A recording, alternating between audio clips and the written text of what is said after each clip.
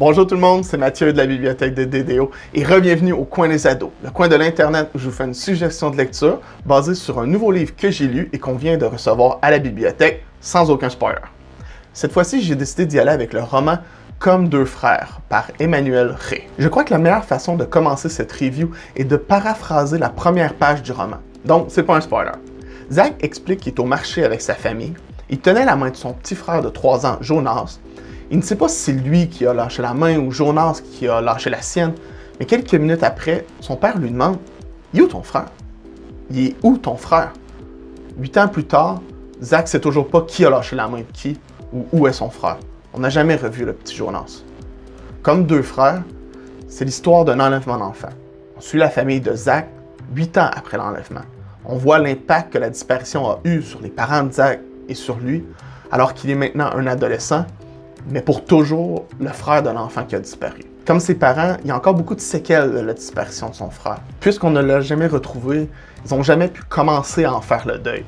En fait, sa mère est encore active dans un groupe de recherche et elle est certaine qu'il est en vie quelque part. Zach a maintenant 15 ans, il n'est pas une mauvaise personne, mais il commence à se rebeller, à faire des mauvais coups. Disons qu'il prend un mauvais virage. Pour lui changer les idées et lui changer un peu d'environnement, ses parents l'envoient passer les vacances d'été chez sa tante. Elle n'a pas d'enfant, elle est beaucoup plus jeune que la mère de Zach, sa sœur, et elle reste dans une autre région de la France. Et Zach a toujours eu une bonne relation avec elle, c'est un dépaysagement complet. Les petites vacances lui font du bien, il commence à profiter tranquillement de la vie, puis il a le choc de sa vie. Au loin, il voit son frère. Enfin, il pense qu'il voit son frère. Ça fait 8 ans, et Jonas avait juste 3 ans, alors il a beaucoup changé. Mais Zach est certain, il pense reconnaître les traits de son frère, les traits de ses parents. Zach veut y croire, mais il n'est pas naïf. C'est quoi les chances de tomber sur lui au hasard après 8 ans? Comment prouver si c'est lui ou pas sans avoir l'air complètement fou? Et surtout, sans donner de faux espoirs à sa famille? Zach va se lancer dans une enquête pour découvrir la vérité sur ce qui s'est vraiment passé et qui est le jeune garçon qui l'a aperçu. Comme deux frères, c'est aussi l'histoire d'un premier amour d'été. Zach est à une période de sa vie où il découvre qui il est, quel genre de personne il veut être. Qu'est-ce que l'amour? Dit comme ça, on dirait que c'est un peu forcé dans l'histoire, mais vraiment pas. Tout est super bien imbriqué et ça ajoute de la profondeur au personnage de Zach. Enfin, la musique joue un grand rôle dans l'histoire.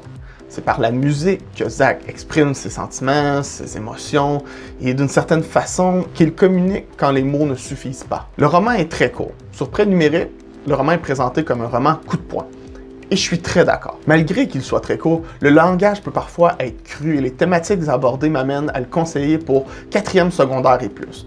Le livre m'a vraiment captivé, je l'ai lu tout d'un coup. Si comme moi tu veux lire Comme deux frères par Emmanuel Rey, rends-toi dès maintenant sur Iguana, le site web de la bibliothèque, pour le réserver ou appelle-nous pour faire une réservation. Il est aussi disponible sur Prêt numérique, les liens sont dans la description et avant de nous quitter, n'oublie pas d'aimer la vidéo, de la partager, de commenter et abonne-toi à la page Facebook et YouTube de la bibliothèque, ça nous aide toujours vraiment beaucoup et je te dis à la prochaine fois!